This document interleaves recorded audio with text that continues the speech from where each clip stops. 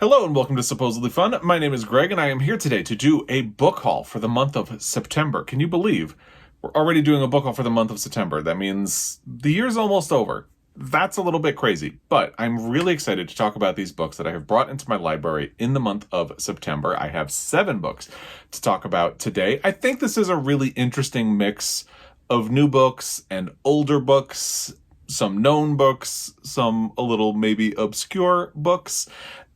I'm really looking forward to reading these. I'm really looking forward to sharing them with you. Let's just dive right in. Like I said, there are 7 books to talk about in this book haul. The first one is really exciting. It's The Vaster Wilds by Lauren Groff.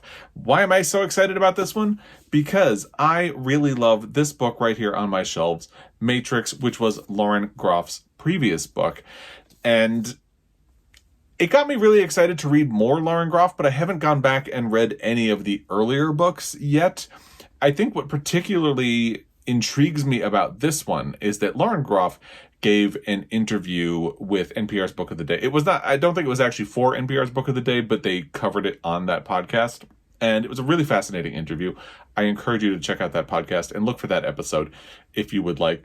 In it, she explains that she is thinking of a sort of triptych, not really a trilogy because they're not serial or sequels to each other, but Matrix would be the first book in that triptych, and they sort of call back to each other. So Matrix was set in the 12th or 13th century, I don't remember which, and this one is set in the 1600s in around the Jamestown settlement, I believe. And then the third book in the triptych would be sort of modern day, and they sort of relate to each other and call back to each other. And I think that is why this is sort of the one that I really want to do next.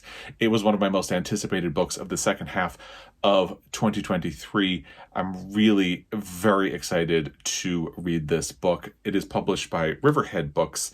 And let me read a little bit of the description to you. By the way, I just want to point out, it really does have a beautiful cover, which is not all that surprising because Matrix has a beautiful cover. But here is what it says. A servant girl escapes from a colonial settlement into the night. She carries nothing with her but wits, a few possessions, and the spark of God that burns hot within her. What she finds in this terra incognita is beyond the limits of her imagination and will bend her belief in everything that her own civilization has taught her. The Vaster Wilds is at once a thrilling adventure story and a penetrating fable about trying to find a new way of living in a world succumbing to the churn of colonialism.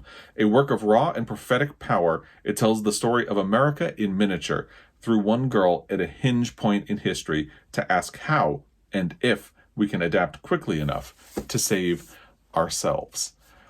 It sounds fascinating, am I right? And I really can't wait to read this book. Now, in my book hauls, I like to read a little bit from the opening of each book, so let's do that for The Vaster Wilds. Chapter 1. The moon hid itself behind the clouds. The wind spat in icy snow at angles. In the tall black wall of the palisade, through a slit too seeming thin for human passage, the girl climbed into the great and terrible wilderness. That is the opening of The Vaster Wilds by Lauren Groff. I am so excited to read this book. I also have access to the audio. I haven't decided if I'm going to try to do this in print or on audio. The unfortunate thing is, if you follow along, you know, right now, I'm in a bit of a bad patch for reading. We recently lost a dog, and I'm working through the feels still. So I don't know if this is something that I'm really ready to dive into, but I am very much looking forward to diving into it. Hopefully very soon, definitely by the end of the year, I want to have read The Vaster Wilds by Lauren Groff. So we'll see how that goes. This is one of the more obscure books. I had certainly not heard of it before, and I'm sure there are people out there who will have, but maybe there are some in the same boat as me who had not. It is Independent People by Halldór Laxness, who is a winner of the Nobel Prize in Literature. This is translated. Let me see if I can get the name of the translator for you. All right, translated from the Icelandic by J.A. Thompson. So, where did this book come from? You might be asking yourself. Well, if you follow along, you know I've been talking about Anne Patchett a fair amount. I was on a journey with her where I hadn't wanted to read any of her books after having not liking the book run.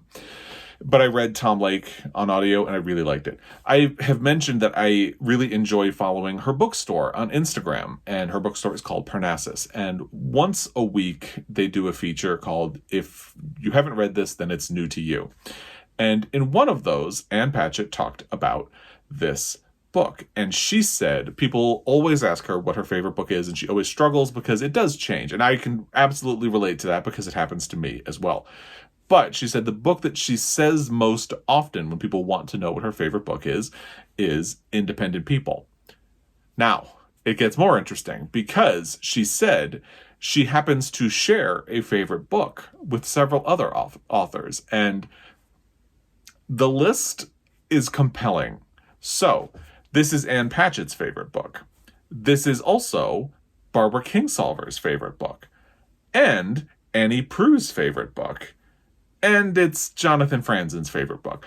I'm a lot less excited about that last one. However, Ann Patchett, who wrote a book that I really just enjoyed a great deal, Tom Lake, Barbara Kingsolver, who wrote the Poisonwood Bible, which I absolutely love, and Demon Copperhead, which I also really love, and Annie Proulx, who wrote Close Range, which is a fantastic collection of short stories, a Pulitzer Prize winner, and that's really great company. So I was immediately intrigued by this book, and there is an audio of it on Scribd, but I wanted to try to find a copy of the book.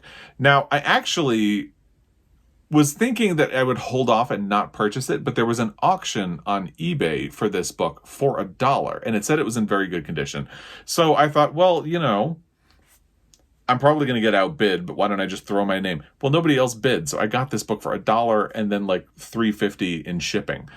Now, it turns out very good condition was something of an overestimation. I don't know if you can see this. It's like dirty, so I need to clean that. There are also some little scuff marks, and something has clearly happened to the spine. I don't know if you can see that, but it's a little smashed. But at the end of the day, it's a book that I got for $1, and it is in fine working order. So I'm really excited to try this at some point because, again, that is a really fantastic list of authors who call this their favorite book of all time. And it's a Nobel Prize winning author, so, it's got that extra stamp of approval, which is pretty darn cool. Now, what is this about? This magnificent novel, which secured for its author the 1955 Nobel Prize in Literature, is at last available to contemporary American readers. Although it is set in the early 20th century, it recalls both Iceland's medieval epics and such classics as Sigrid Undset's Kristin Lavransdatter. And if Bjartur of Summerhouses, the book's protagonist, is an ordinary sheep farmer, his flinty determination to achieve independence is genuinely heroic and, at the same time, terrifying and bleakly comic. Having spent 18 years in humiliating servitude, Bjartur wants nothing more than to raise his flocks unbeholden to any man. But Bjartur's spirited daughter wants to live unbeholden to him. What ensues is a battle of wills that is by turns harsh and touching, elemental in its emotional intensity, and intimate in its homely detail. Vast in scope and deeply rewarding, Independent People is a masterpiece. This edition is published by Vintage. I had never heard of this book. I have occasionally peered through the list of Nobel Prize winners and don't recall ever seeing Halldór Laxness's name on that list. I'm sure I did. I just apparently didn't stop and peruse it. And this is definitely a case where until someone stopped me, pointed out his work, and pointed to a specific book and talked about it, there's no way I probably ever would have discovered this. So I'm really looking forward to it. And incidentally, when Ann Patchett's friend approached her with the idea of opening a bookstore, Ann Patchett wanted to name the bookstore Parnassus after this book. She wanted to name it Independent People, but since she wanted to be a silent partner and her friend wanted to name it Parnassus, she said, okay, that's fine. You name the bookstore. And then when her friend retired, and now Ann Patchett is the sole owner, she actually considered renaming it Independent People, but decided to keep it at Parnassus. But I just thought that was a really interesting part of that story for her as well. And it's another thing that made me really interested in this book. So that is Independent People by Halldór Laxness. Let's do a little bit from the opening of this book. The table of contents is pretty serious. If font is a concern for you, I will say the type in this book is on the small side. That is probably something that would be good for you to know. It is a chunky boy. It is almost 500 pages. Part 1 is called Icelandic Pioneer. And I'm having trouble turning the page to get to the actual opening, so bear with me. Here we go. Colum Killy. In early times, say the Icelandic chronicles, men from the western islands came to live in this country, and when they departed, left behind them crosses, bells, and other objects used in the practice of sorcery. From Latin sources may be learned the names of those who sailed here from the western islands in the early days of the papacy. Their leader was Colum Killy the Irish, a sorcerer of wide repute. In those days, there was great fertility of the soil in Iceland, but when the Norsemen came to settle here, the western sorcerers were forced to flee the land, and old writings say that Colum Killy, determined on revenge, laid a curse on the invaders, swearing that they would never prosper here, and more in the same spirit, much of which has since, to all appearances, been fulfilled. That is the opening of Independent People by Halldór Laxness. Translated, again, it doesn't say it on the cover, which is a little annoying, translated by J.A. Thompson from the Icelandic. Very interesting book, very good discovery, and I found a copy for $1. I think once I just get a little bit like a wet paper towel and rub it over the cover, it'll be a little bit better. It just arrived, so I haven't had a chance to do that yet. It is a little bit beaten up, but I think a little scrubbing will fix a lot of the sins on that book. And I got it for $1, so I'm never going to complain about that. Now, the weekend after we lost Jamie, our dog, Joel and I went to Helena. I spoke to Erica from the Broken Spine before we went over and mentioned that we were going to do that just for distraction. So when we lost our dog Guinness, Erica sent us a care package through Montana Book Company. She got on the phone with them. They helped pick some things to put into a little gift bag, and then they actually sent it to Joel and me because they have our address, which was really nice of Erica. Erica did the same thing, but she didn't have to have it shipped because she knew that we were going to be in the store. So the book that she got when we lost Guinness was The Secret Life of Albert Entwistle, which Joel and I both absolutely loved. The book that she chose with the people at Montana Book Company this time was All the Right Notes by Dominic Lim, which sounds really cozy, really cute, and I do definitely want to read very soon. I think this might be the cozy book that I need to help me get back into reading. I'm just trying to work through the book that I'm currently buddy reading with someone, and then I think what I'm going to do is turn to this for a patch of happiness, and then hopefully I'll be ready to pick up the Vaster Wilds. That's my plan. We'll see how all of this goes, because I think this is exactly the sort of cinnamon bun, sort of queer love story that I'm probably going to need to set myself right in the world. And again, this is fun because it's not a book that I had heard of. It's possible I would have heard of it, but it's just as likely that I would not have. So a fun discovery, and I'm looking forward to reading it and hopefully setting my heart right. Quito Cruz may be a genius piano player and composer in New York City now, but that doesn't mean he's any closer to his Broadway dream. Although Quito knows what the problem is, or rather who, because ever since that night in college, with pretty boy jock Emmett Aoki, his inspiration has been completely MIA.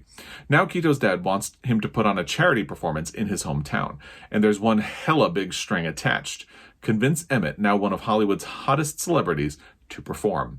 It's all shaping up to be the biggest musical fiasco of Quito's life, especially when Emmett agrees to attend, and Quito realizes that undeniable vibe between them is stronger than ever. Because there's nothing simple about falling for a movie star, even when he's pitch perfect. This is published by Forever, and it just sounds adorable. And thank you, Erica, if you are watching. So the opening of this book, chapter 1, is called Then. Emmett Aoki walked in after sixth period had already started, landing like a bomb in the middle of Handel's Hallelujah chorus. As we were steamrolling our way to the final measures, he entered right in the two-beat rest before the last Hallelujah, grinding Sun Valley High's concert chorus to a halt. Our choir teacher, who also happened to be my father, cut us off and, distracted by Emmett's sudden appearance, didn't ever motion for us to come back in. It was super annoying.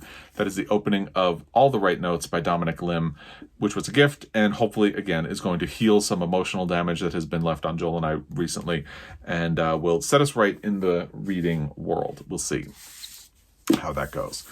Another new book that I'm really excited about is Disruptions by Stephen Millhauser. This is published by Knopf. You might be asking, who is Stephen Millhauser and why is Greg excited about this book? Well, let me tell you, Stephen Millhauser is a Pulitzer Prize winning author, and yet people don't really know him. I think that's actually going to be an interesting approach to reading both Disruptions and the book that he won a Pulitzer Prize for in the 1990s, Martin Dressler, The Tale of an American Dreamer, because this is a book that I feel like people just really don't talk about, maybe don't even know about, but it sounds really interesting. So I think that the timing seems right. I have other things I need to work through on my Pulitzer project right now, but I would love to do this at least sometime soon because I have wanted to read this. The only book of Stephen Millhauser's that I have read was a story collection of his called Dangerous Laughter. And I remember really liking that book, but that also kind of faded away, even though it got a rave review, I think, on the cover of the New York Times Book Review when it was released. So this is a story collection as well, and it will very much be in the vein of Dangerous Laughter. He also had an interview with NPR's Book of the Day recently, and it was a really interesting interview. His approach to short stories is pretty fascinating. So I am looking forward to this. It has a Pulitzer connection for me and might be the sort of kick in the pants that I need to get around to reading Martin Dressler, which I have not read yet. So we'll see how that goes. It does have deckled edges, but we'll deal with that. An exquisite new collection from a master of the short story, the culmination of a 5-decade career, work that takes us beneath the placid surface of suburban life and into the elusive strangeness of the everyday. So I haven't read this yet, but before I really get into the plot and the premise of this, I'm just going to tell you, I think if you have read Samantha Schweblin's book Fever Dream, or any of her other books, and liked them, you should check out Stephen Millhauser's short stories. Because from my memory, Dangerous Laughter would fit right into the wheelhouse of Fever Dream, and what I've heard about Disruptions is that it would sort of be in there as well. Here are 18 stories of astonishing range and precision. A housewife drinks alone in her Connecticut living room. A guillotine glimmers above a sleepy town green. A pre-recorded customer service message sends a caller into a reverie of unspeakable yearning. With the deft touch and funhouse mirror perspectives for which he has won countless admirers, Stephen Millhauser gives us the towns, marriages, and families of a quintessential American lifestyle that is at once instantly recognizable and profoundly unsettling. Disruptions is a collection of provocative, bracingly original new work from a writer at the peak of his form. Sounds exciting, right? So I read from the opening of all the books that I haul when I do book haul videos. In the case of a short story collection, I read a little bit from the opening of the first story in the collection. So that is what we are going to do for Stephen Millhauser and Disruptions. The first story is called One Summer Night. In the summer of my 16th birthday, I fell in love with the night. Day after day, I waited for the sun to go down. I liked the brilliance and languor of long blue summer afternoons, which reminded me of childhood trips to the beach. But night was my time for visiting Helen. She lived on the other side of town, beyond the high school and the thruway overpass, beyond the park with the gazebo and the picnic tables, in a neighborhood of large houses and towering trees. We had been high school friends since the start of sophomore year, and one day in spring, I asked if it would be all right for me to walk home with her. After that, we were always together. That is Disruptions by Stephen Millhauser. Next is a very unexpected find in addition to this book haul, but something I'm a little bit thrilled about as well.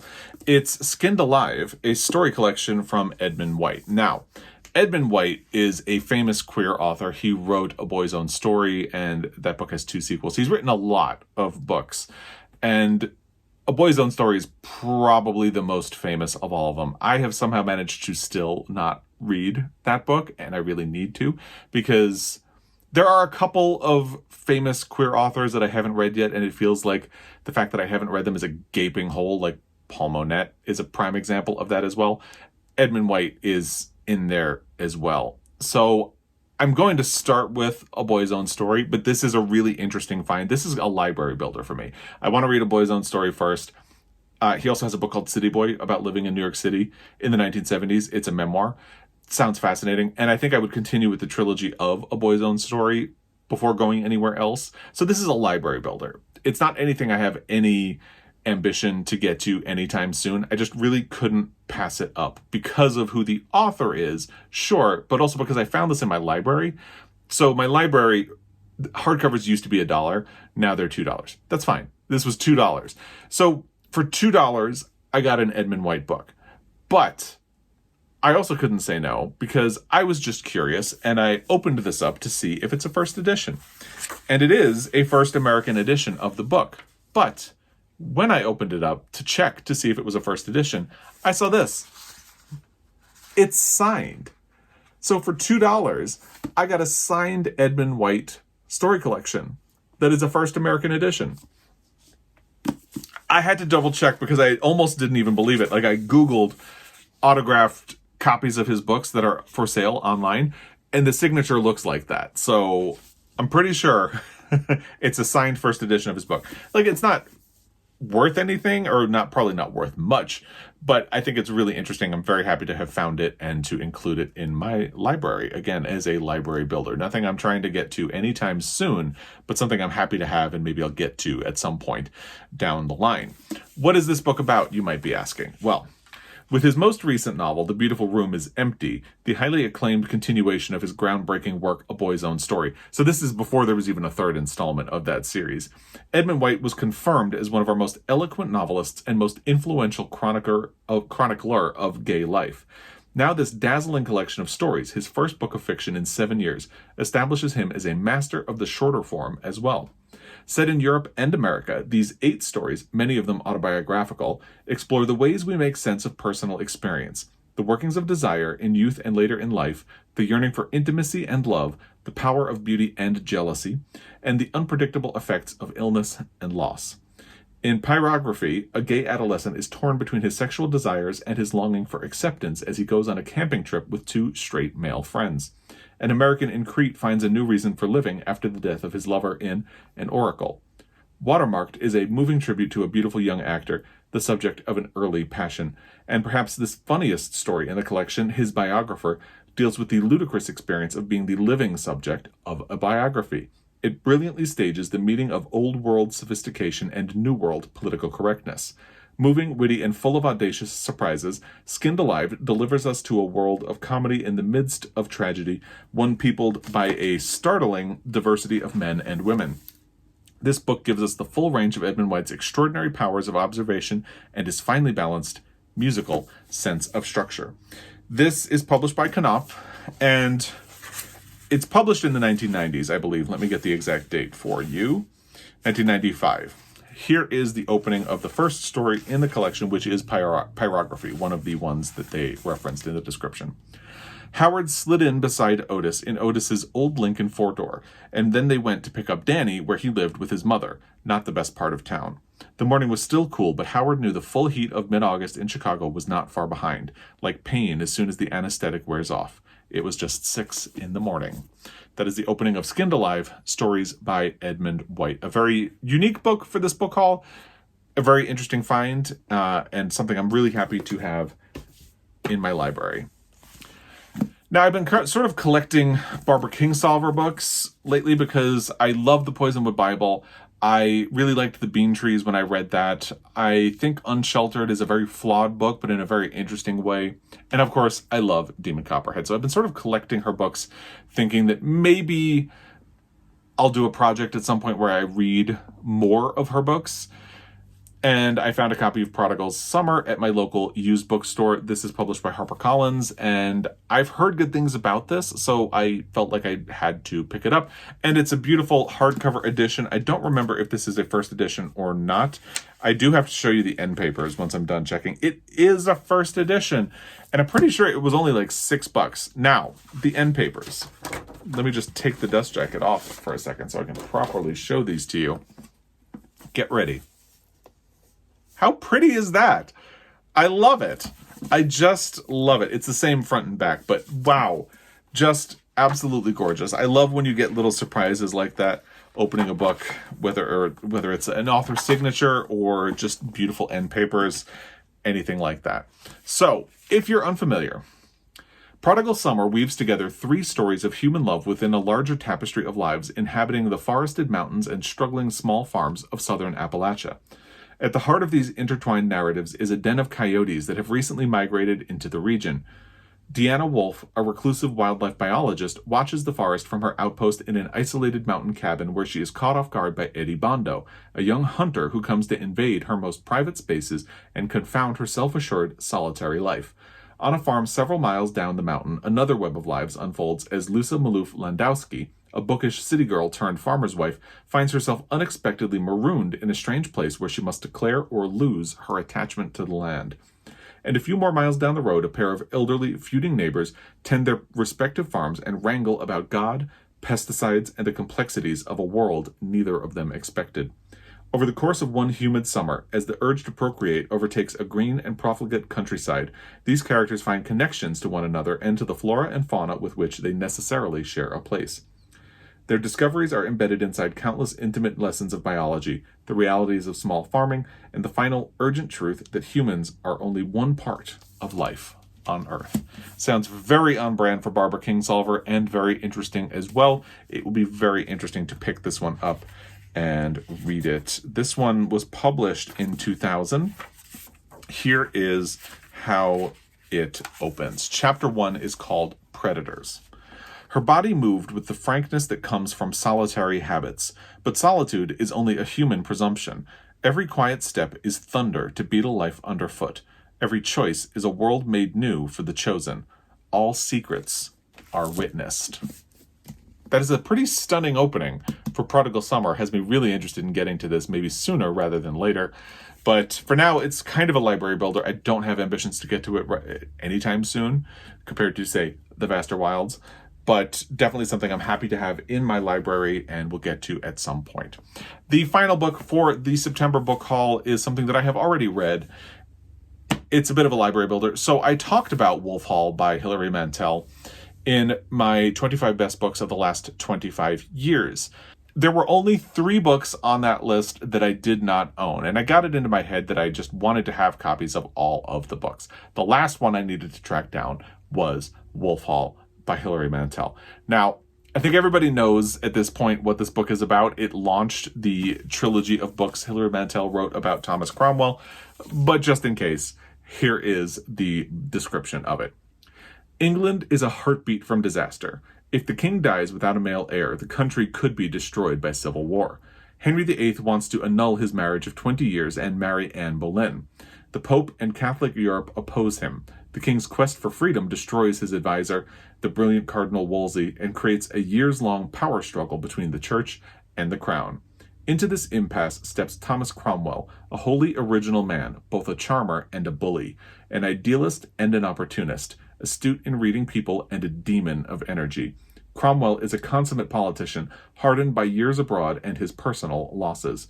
Implacable in his ambition and self-taught, it is said that he can recite the entire New Testament from memory, knows Europe's major languages, and speaks poetry freely. Cromwell soon becomes the country's most powerful figure after Henry. When Henry pursues his desire to marry Anne Boleyn, it is Cromwell who breaks the deadlock and allows the king his heart's desire. But Henry is volatile. One day tender, one day murderous. Cromwell helps him break the opposition. Thomas More, the man for all seasons. Catherine the Queen, the daughter of the Princess Mary. But what will be the price of his triumph? That is Wolf Hall. A sprawling book, a difficult book, but a really beautiful book as well. This is published by Henry Holt. And here is the opening of the book. It has a large cast of characters in the beginning. Several family trees, actually, that shows you how dense and... You need the cast of characters, you need the family tree, because a lot of people are named Thomas, a lot of people are named Henry. You do need to fall back on that, or at least I do. Chapter 1 is called Across the Narrow Sea, Putney, 1500. So now get up. Felled, dazed, silent, he has fallen, knocked full length on the cobbles of the yard. His head turns sideways. His eyes are turned toward the gate, as if someone might arrive to help him out. One blow, properly placed, could kill him now. Wolf Hall by Hilary Mantel. So that's a little bit all over the place. Some new books, some old books, some very known books, some very obscure books, but I'm fascinated by all of them. I hope you are as well. If you have thoughts or impressions about any of the books that I have talked about in this book haul, please let me know in the comment section down below. If you have recommendations based on my interest in any of these books, let me know in the comment section down below. As always, I really appreciate your time, and I will be back. Until next time, happy reading.